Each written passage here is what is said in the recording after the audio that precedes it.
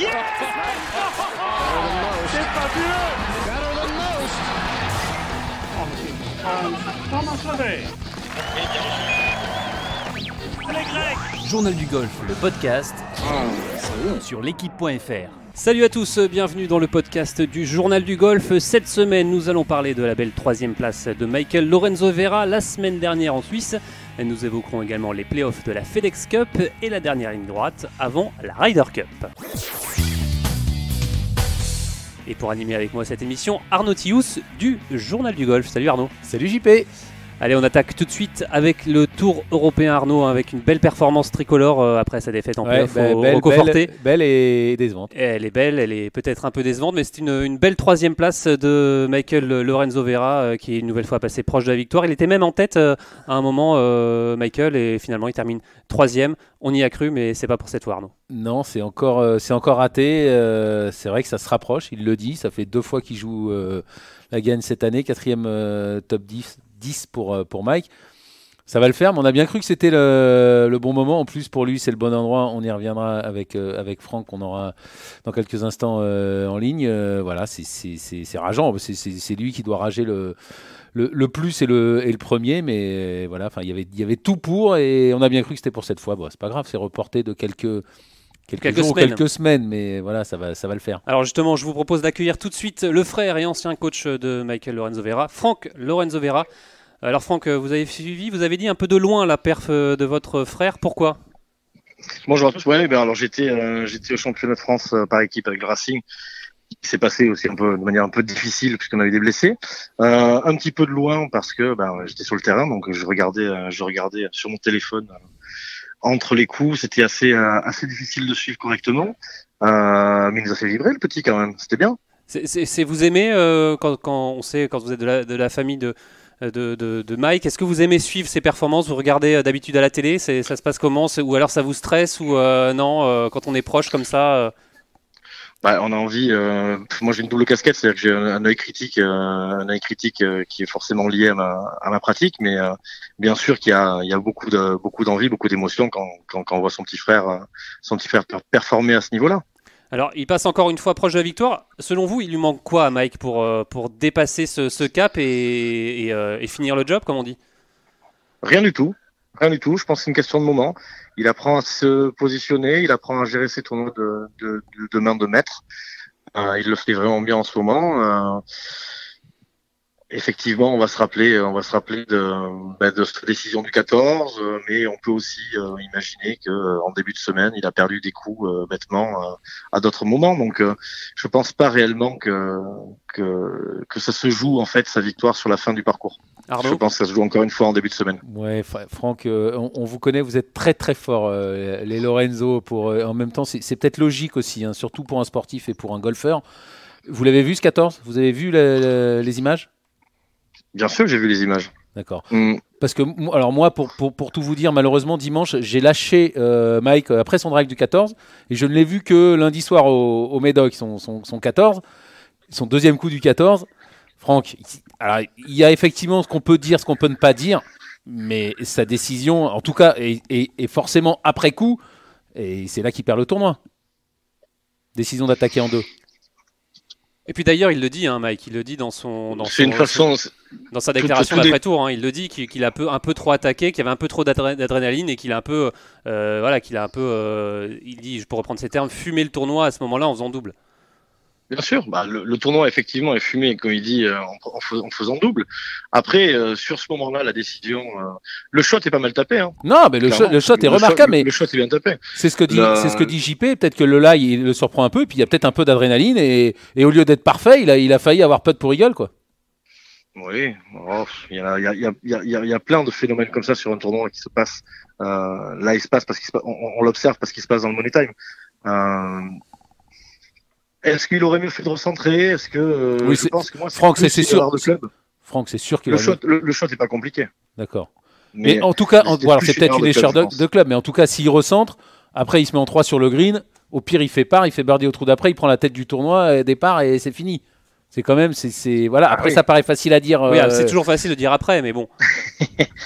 Ça, ce sont des commentaires que je vais dire que je trouve personnellement, si je dois me positionner dans la vision d'un coach, je pense que ce sont des commentaires qui sont inutiles.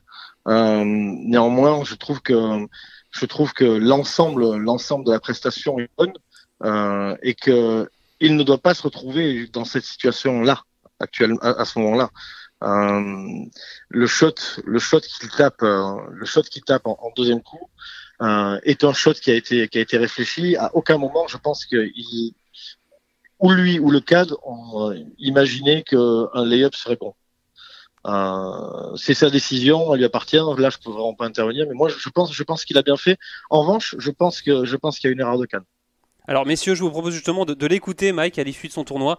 Il était au micro du Tour européen, on l'écoute. Il fallait rester dans le jeu, garder la bonne stratégie et je crois que j'ai poussé un petit peu trop fort au 14 et voilà, elle est sortie plus vite que prévu. Normal, l'adrénaline, un peu du rough, machin, je me fous derrière. Et voilà, j'ai petit à petit sur le trou, un peu loin, un peu attaqué, machin, et je prends un double voilà, qui fume un peu le tournoi. J'ai moins mal là qu'en Sicile parce que j'ai bien tenu le truc, je suis allé chercher et je l'avais à un moment, mais bon, écoute, on finira le job un autre jour. On le sent quand même malgré tout, on le sent déçu, mais on le sent quand même très positif, Mike, sur sa semaine. C'est ça qui a changé dans pas le nouveau Mike, hein, parce que depuis qu'il est passé sur le Tour et qu'il reste sur le Tour, c'est qu'il est plus positif qu'avant. Bien sûr, il est beaucoup plus bienveillant avec lui. Il amène une forme de hauteur et une analyse beaucoup moins sanguine qu'habituellement. Il est plus réfléchi. L'âge, bien sûr, joue beaucoup, mais surtout la qualité d'entraînement qui fournit et la qualité de travail qu'il fournit au quotidien. Donc, il n'y a pas de raison il y a aucune raison que ça passe à côté les fois qui vont suivre, parce que je pense qu'il va se positionner encore quelques fois dans cette situation-là. Dans l'avenir, ça c'est certain. Il joue très bien au golf et ce sont des points d'expérience qu'il n'a pas pu avoir, ou en tout cas qu'il a certainement déjà eu, mais qu'il a mal analysé. Arnaud ? Non, mais on sait aussi qu'il est plus fort et on le sent, il le sait qu'il est plus fort. Voilà, il joue mieux qu'avant, il joue mieux qu'il n'a jamais joué. Effectivement, ça fait plusieurs fois qu'il se met en position de gagner. C'était pas encore à cran. Mais c'est évident que vu la façon dont il joue et vu son niveau dans tous les compartiments du jeu, ça va finir par passer. Il a un niveau de putting, un niveau de bunker game qui est hallucinant. Ouais, actuellement. Tout approche. Le driving, il a progressé par rapport à... Il est plus fort, il joue mieux. Il a jamais... De toute façon, j'ai eu la chance d'interviewer Eddie Pepperell cette semaine. C'est d'abord un jeu de technique. Enfin, on sait, c'est le jeu probablement le sport le plus difficile. Ben voilà, Mike, il a jamais eu un swing, il a jamais eu sur un parcours autant d'outils à sa disposition, autant de certitude dans les coups qu'il pouvait taper, que ce soit du driving jusqu'au putting. Donc forcément, il est plus sûr, plus confiant et tout va bien pour lui. Et il a surtout développé beaucoup d'humilité vis-à-vis des décisions. Et parfois, comme il le dit là, il a été chercher un peu loin et ça peut le mettre dans une situation un peu plus délicate.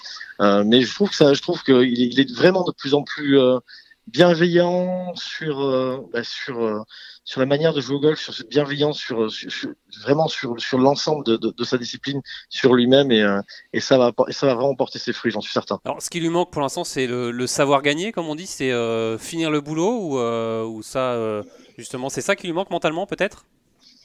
Je pense que on va dire que Mike est un garçon à maturité tardive. c'est comme ça que je le définis, et je pense que ces expériences, ce que les autres font comme expérience à 25 ans, lui il le fait à 33.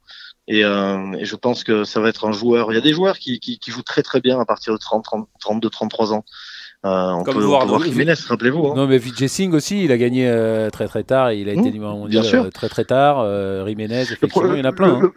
Le problème qu'on a, c'est que souvent on modélise la performance sur les exceptions, et il est là le problème, c'est qu'effectivement il y a toute une génération qui joue très bien au golf très tôt, mais il faut pas oublier que le golf il est un sport pour tous, et pour tout gabarit et pour toute maturité, et qu'on met du temps. Il y a des joueurs qui mettent plus de temps à accéder à la performance que d'autres. Mais comme Stenson a mis plus de temps que les autres, par exemple.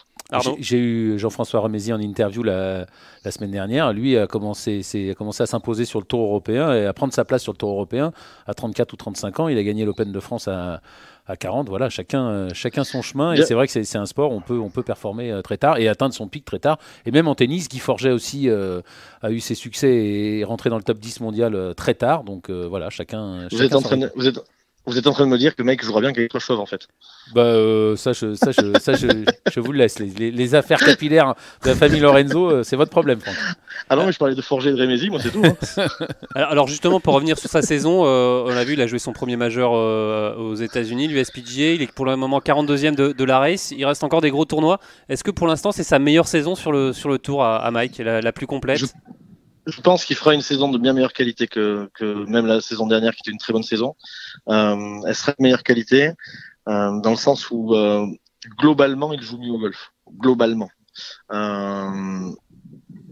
a eu un start un poil lent cette année.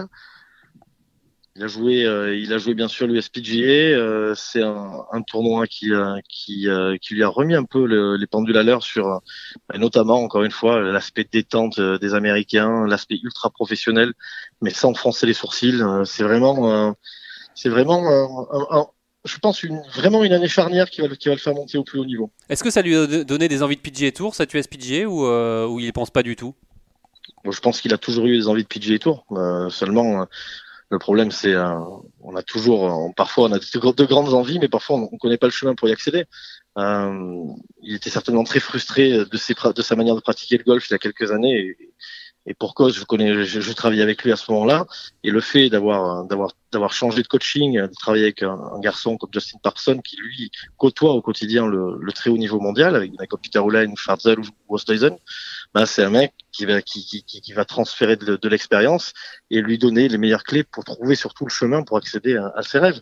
Et quand on voit, quand on connaît un peu les ambitions de Mike, elles sont clairement affichées. C'est être comme tout sportif de haut niveau, c'est être numéro 1 mondial. Et numéro 1 mondial, ça passe par le PGA Tour. Clairement, le PGA Tour l'attire. En tout cas, pour vous demander si c'était la meilleure saison de sa carrière, en tout cas, c'est actuellement le meilleur classement mondial de sa carrière. Il avait déjà atteint une fois le top 100, puisqu'il s'était classé 100e au mois de juin. Là, il est rentré complètement enfin, en tout cas, de quelques places dans ce top 100. Il est 97e. Voilà, ça prouve qu'il est en progrès. On le sait, de toute façon. L'année dernière, on avait fait tout le monde s'en souvient, vitesse supérieure, la vitesse supérieure, il l'a enclenché et ça continue, et Dieu sait où ça va s'arrêter. Ça faisait longtemps que j'avais pas entendu parler de cette place de numéro 1 mondial, et écoutez, pourquoi pas, hein, souhaitons-le lui, en tout cas souhaitons-le au golf français, et d'abord à Mike. Alors Franck, est-ce que vous discutez, je pense toujours avec Mike, est-ce que vous parlez de golf avec lui, ou non, quand vous voyez c'est juste on parle d'autre chose? On va parler quand même pas mal d'apéro au Val de Biarritz. Non, bien sûr qu'on parle on parle de golf, on partage beaucoup puisqu'on a maintenant des expériences qui sont parallèles et dans différents domaines, et les visions qu'on partage sont parfois divergentes, mais en tout cas sont intéressantes parce qu'elles créent le débat, parce que vu que dans ce sport il n'y a aucune vérité. La seule vérité, c'est le nombre de coups. Tous les moyens sont bons pour y arriver, et toutes les visions sont possibles il est possible de toutes les exposer. Donc, on parle pas mal de golf, et c'est très instructif parce que toutes les semaines il y a des choses qui se passent, et notamment de son côté. Et du coup, moi, j'apprends, et deux, j'arrive à confronter des idées avec cette tête de cochon qui fait office de frère. Est-ce qu'il y a aussi peut-être une nostalgie de votre part du passé quand vous étiez coach de Mike, ou non, pas du tout, ou ça c'est terminé? Oh que non. Ah non, mais ça a rarement existé, ça, quand même. Je vous jure que travailler avec son frère, c'est très instructif, parce qu'on a une gémellité de 6 ans d'écart. C'est très instructif, mais c'est pas viable. C'est vraiment pas viable. Et surtout quand son frère s'appelle Mike Lorenzo Vera, quoi. Oui, quand son frère s'appelle Frank Lorenzo Vera, c'est tout pareil. C'est que à un moment, on est tous les deux on a tous les deux des convictions fortes qui sont parfois, on a pu être parfois à côté de la plaque, et on est certainement peut-être aujourd'hui pour quelqu'un d'autre à côté de la plaque, mais en tout cas, je pense qu'on a l'intelligence l'un et l'autre de surtout ne pas être nostalgique, et surtout de s'entraider.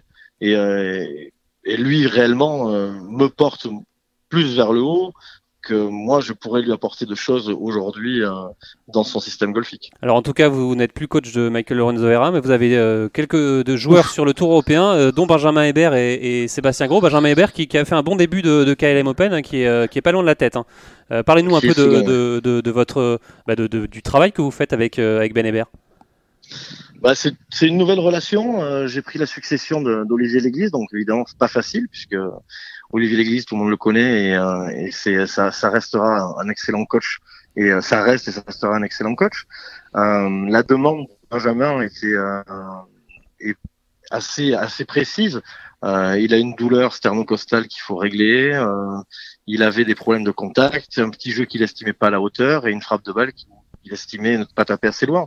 Donc on prend segment par segment, on priorise et on met à plat et on trouve des solutions clé par clé. On a déjà fait une dizaine de journées depuis fin juillet, donc ce qui est beaucoup.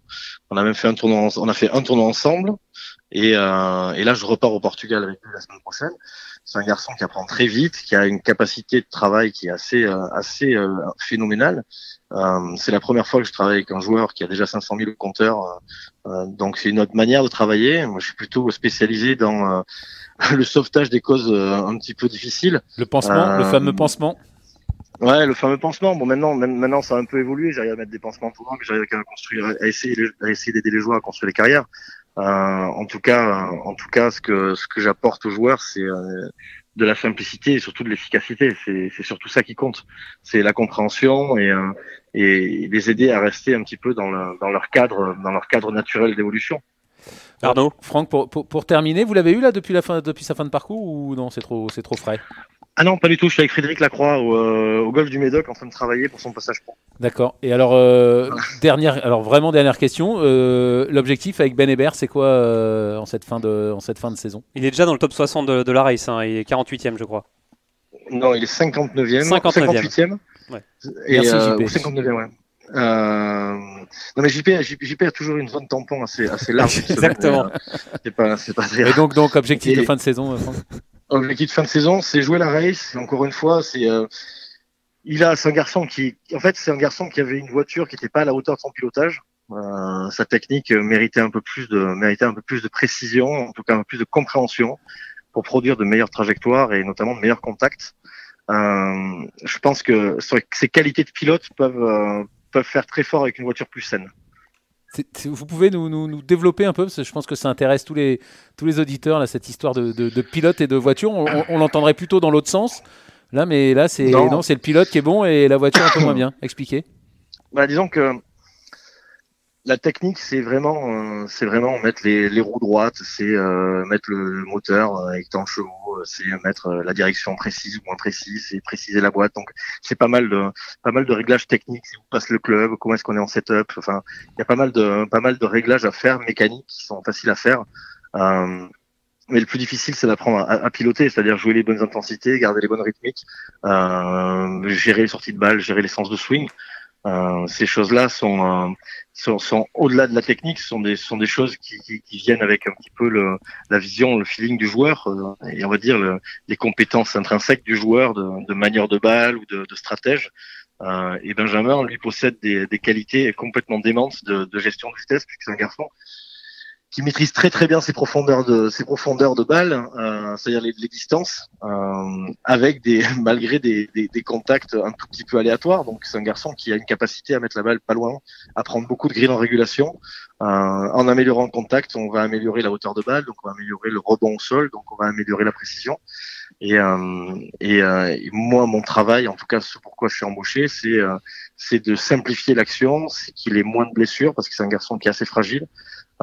Qu'il augmente en vitesse et qui gagne en consistance. Allez, rapidement Arnaud pour terminer avec Franck. Je me fais gronder, Franck. Donc très rapidement, juste un chiffre. On a parlé de la place de numéro 1 mondial tout à l'heure, le rêve de Mike. Vous pouvez l'amener où, Benjamin Hébert? Allez, un chiffre rapide. Vous pouvez l'amener à quelle place au classement mondial? Moi, je souhaiterais et je pense que c'est un garçon qui peut l'année prochaine intégrer le top 50 mondial. Voilà. Merci Franck. On n'a pas fini de vous avoir à ce micro. C'est toujours aussi intéressant. Ouais, merci Franck merci beaucoup de nous avoir éclairé. Bonne chance avec Frédéric Lacroix à Bordeaux. Alors. Ça marche avec Sébastien Gros et José Lima aussi. Faut pas les oublier les petits. Oui, mais moi je voulais en parler, mais on n'a pas eu le droit. On n'a pas eu le droit. Ça sera le sujet d'une autre émission, Franck. Merci beaucoup. Ça marche. Et il y en aura d'autres. Merci à vous. Allez, à plus tard. Au revoir, bonne soirée. Allez Arnaud, cette semaine, direction les Pays-Bas pour le KLM Open. Romain Vattel est le tenant du titre. Il revient sur les terres de ses exploits. Et je vous propose tout de suite de l'écouter au micro du Tour européen. C'est vraiment très agréable de revenir ici en tant que vainqueur de l'année précédente. Non, je suis vraiment content d'être là, de revoir un peu ce parcours sur lequel j'ai passé vraiment un super moment l'année dernière. C'est vrai que beaucoup de monde me parlait de cette première victoire, donc pouvoir enfin pouvoir mettre une petite étoile à côté de mon nom, c'est vraiment super. Voilà, c'est la première victoire, j'espère qu'il y en aura d'autres, mais en tout cas je suis très content que ça soit arrivé au KLM Open, qui est un tournoi que j'apprécie tout particulièrement.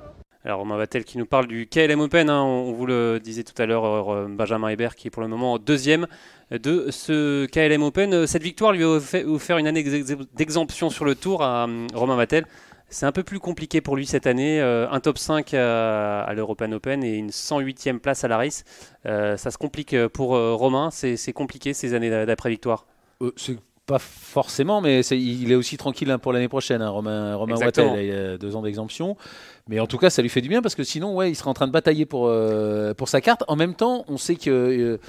il avait changé de coach, il a à nouveau pour aller voir, il est parti voir le coach d'Alexander Levy. Ça lui donne aussi un peu de temps pour changer des choses, pour essayer de viser plus haut. Donc c'est très bien, c'est un peu une année de transition. Il a raison, cette année, il n'avait rien à perdre, il avait tout à gagner. C'est année bonus, quoi, en gros. C'est une année où c'est le moment de soit on continue à, on va dire, vivoter, c'est peut-être pas le bon mot, mais en tout cas à garder ses acquis, ou alors c'est une année pour prendre des risques. Cette année, il a pris des risques, il a changé des choses. C'est pas étonnant qu'il ait un peu de mal. Attendons pour juger. L'année n'est pas terminée. Il reste encore des belles échéances à venir. Et puis et pour le moment, il est verra, encore dans les clous pour conserver sa carte sans l'exemption. Voilà, sans l'exemption. Non, mais donc son année n'est pas totalement ratée. Mais voilà, on a l'impression que ça va un peu mieux ces dernières semaines. Les changements commencent à porter leurs fruits. Peut-être qu'il y a aussi toujours pareil un temps d'adaptation pour voir ce que propose un nouveau coach. Donc je suis plutôt confiant pour Romain Vattel. Et encore une fois, c'est comme l'a dit tout à l'heure Franck, en golf, c'est les scores qui comptent à la fin. Donc c'est assez facile de savoir si ça marche ou pas. Oui, Arnaud, outre Romain Vattel, cette année, les Français sont... c'est un peu compliqué, hein, sur tous les circuits. On a seulement 3 dans les 60, 5 dans les 45, 5 dans les 100 par contre sur le Tour européen. Sur le Challenge Tour, il y en a seulement 2 dans les 45. C'est pas une année, en cette année de Ryder Cup en France, le golf français n'est pas au top. On le rappelle quand même, Alexander Levy a gagné au Trophée Hassan II, mais Mike joue bien. Chez les filles, on a eu une victoire en demi-division. Non, moi je suis toujours optimiste, toujours assez confiant. Ça fait des années que je dis que le golf français progresse, mais là il faut reconnaître que 2018, c'est la pire année depuis au moins 10 ans, depuis que le journal du golf existe. Est-ce qu'on attendait trop des golfeurs français, notamment cette année de Ryder? Après, j'y réfléchi il y a quelques temps, je me suis dit pourquoi. Je pense que peut-être qu'eux attendaient trop de cette année. Alexander Levy voulait y aller. En plus, on sait que Victor Dubuisson, il est blessé, mais c'est peut-être aussi parce qu'il s'était mis de la pression pour la Ryder qu'il est vraiment blessé, on ne sait pas trop, on ne sait jamais avec Victor, mais c'est peut-être aussi à cause de la Ryder. Mike aussi, peut-être qu'il s'était mis de la pression. Pareil pour Greg Bourdi, et même un Romain Langasque, il pouvait y croire peut-être qu'il irait. Donc je pense que cette Ryder Cup en France, effectivement, a dû, en tout cas pour les golfeurs masculins, c'est sûr que pour les filles, la Ryder Cup. Non, mais même c'est vrai que quand on regarde le Challenge Tour, d'habitude il y avait toujours à cette période de l'année 1 ou 2 Français dans les 15. Là, il n'y a personne dans les 15. Il n'y a personne dans les 15. Et puis surtout, on voit des Stalter, des Langasque, des Stahl qui sont redescendus du Tour européen. Des Ken, lui, il est blessé aussi. Et qui sont pas dans les 15, mais même pas dans les 50. Donc, je regardais ce matin, Joël Stalter, il est 115e à la Race. Romain Langasque est pas beaucoup mieux. Enfin, non, c'est vraiment une année très, très difficile. Encore une fois, la plus mauvaise depuis très longtemps pour le golf professionnel français, encore une fois, au moins du côté des garçons. Du côté des filles, de toute façon, ce que je disais, il n'y a pas de tournoi, donc c'est compliqué. Après, aux États-Unis, ça se passe pas trop mal, et notamment avec Céline Boutier. Allez, on va passer tout de suite au PGA Tour, Arnaud, si vous le voulez bien. Est-ce que vous voulez moi, de toute façon, c'est vous le chef. Allez, on va parler de la 3e étape des playoffs de la FedEx Cup. Victoire de Keegan Bradley au BMW Championship. Woods termine 6e et continue sa bonne saison. Côté Woods, on le voit toujours dans les sommets, ça fait plaisir. Non, c'est pas sa bonne saison. Sa saison exceptionnelle, son retour. Ouais. Je lisais un article, là, je ne sais plus quel confrère américain disait que c'était la meilleure saison de tous les temps de Tiger Woods, enfin, ou pas loin. Bon, c'est un peu exagéré, mais c'est sûr qu'on en a parlé à ce micro. Johanna a encore été chambrée, Johanna Claten a encore été chambrée cette semaine, Benjamin et Martin, on en a parlé toute la saison. Voilà, même ça fait un an, on se dit, il reviendra pas. C'est excitant en même temps de le voir faire des performances comme ça, c'est génial. C'est fabuleux, il faudrait retrouver, je crois que c'est au mois de mars, au mois d'avril, au mois de mai, je ne sais plus, à ce micro. On avait fait des prédictions sur la fin de saison, sur son classement mondial. Je crois que. Je me demande s'il n'y a pas Franck d'ailleurs. Il est 21e, il semble, Tiger, au classement mondial maintenant. 21e au classement mondial. On avait parlé de top 20, top 10. On n'en sera pas loin. Enfin, c'est dingue, quoi. Voilà, c'est dingue. Et puis de toute façon, tout le monde est dessus, tout le monde le suit. C'est le moindre coup, on le regarde. Enfin, c'est fabuleux, c'est inespéré, c'est fabuleux, c'est génial. Et puis il sera au national, donc tout va bien. Alors un BMW, on a également vu Rory McIlroy et également Justin Rose qui perd en playoff, mais qui passe numéro 1 mondial juste avant la Ryder. Juste avant la Ryder, c'est parfait. Moi, ça m'arrange pas parce que dans mon édito, j'avais dit que les Américains étaient les 3 premiers mondiaux, donc bon, j'ai manqué un peu de vision sur ce coup. Non, mais c'est top. De toute façon, c'est ce que j'ai mis là aussi. Effectivement, l'équipe américaine n'a jamais été aussi forte, n'a jamais semblé aussi forte, mais n'a jamais été aussi forte. Ils sont tous dans les 20 premiers mondiaux, c'est quasiment incroyable. Mais l'équipe européenne, c'est la même chose. Ils sont quasiment tous dans les 30. Il y a Olesen qui est 40e et il y en a un autre qui est 35e. Enfin, jamais les Européens ont affiché un tel classement mondial. Et maintenant, on a même le numéro 1 mondial. Alors, il y a 6 Américains dans le top 10, mais il y a 4 Européens dans le top 10 aussi. Donc, c'est pas du 50-50 parce que les Américains sont plus forts sur le papier. Mais enfin bon, en Europe, avec l'esprit de corps et de groupe des Européens, j'ai pas arrêté de le dire, moi j'y crois. Allez, justement, on va ouvrir cette page Ryder. On ne compte plus les jours avant le début de la compétition. On a hâte. Et du côté du golf national, les tribunes sont prêtes. On a vraiment hâte que ça commence, Arnaud. On connaît maintenant désormais l'équipe américaine au grand complet, avec donc Tony Finau qui a été appelé par Jim Furyk. Finalement, c'est pas une surprise. On avait entendu longtemps le nom de Schauffele pour être wildcard, mais finalement, c'est Tony Finau qui paye, qui récompensait de sa bonne saison. Il est 3e de la FedEx sans avoir gagné. Il a plus de 5 millions de dollars dans la saison sans avoir gagné. C'est 2 top 10 en majeur, 5e place à l'US Open. Je sais pas combien de top 10 en 15e tout. mondial. Voilà, choix logique. Choix logique. En même temps, Schauffele était pas très loin. Il était venu aussi repérer le golf national avec. Le golf national, ça joue de toute façon l'équipe américaine. Encore une fois, si vous n'êtes pas 20e mondial, vous n'êtes pas dans l'équipe. Donc c'est un truc de dingue. Mais oui, Finau, ça va être voilà, c'est la dernière, c'est le dernier rentré. Les 3 d'avant qui sont rentrés, c'est DeChambeau, 2 victoires de suite à la FedEx en finale, et Woods et Mickelson. Donc c'est sûr que cette équipe américaine fait peur, mais il y a une seule équipe qui peut les battre, c'est l'équipe européenne de. D'ailleurs, vous le dites tous les jours à la rédaction, ça va être la Ryder la plus belle de tous les temps, cette Ryder Cup au golf national. Encore une fois, jamais l'équipe américaine n'a été aussi forte. Jamais l'équipe européenne n'a été aussi forte. Et jamais un parcours n'a été dessiné à ce point pour recevoir un tel événement et recevoir 50 000 spectateurs par jour. Donc, s'il n'y a pas d'écrasement, s'il y a un vrai combat, une vraie lutte avec des matchs qui vont jusqu'au 18 ou jusqu'au 17, l'ambiance qu'il va y avoir dans ce stadium du 15 au 18, ça va être un truc de dingue, jamais vu en Ryder Cup, où chacun va pouvoir rester à son endroit et regarder un petit ici, une sortie de bunker là, et il va y avoir des éclats de voix, des applaudissements, ça va gueuler, ça va crier dans tous les sens, ça va être fabuleux. Moi je dis que ça va être la plus grande de tous les temps. Allez, en tout cas, on a hâte d'y être. C'est la fin de cette émission. Merci de l'avoir suivi et on se retrouve la semaine prochaine. Salut Arnaud. Salut. Journal du golf, le podcast sur l'équipe.fr.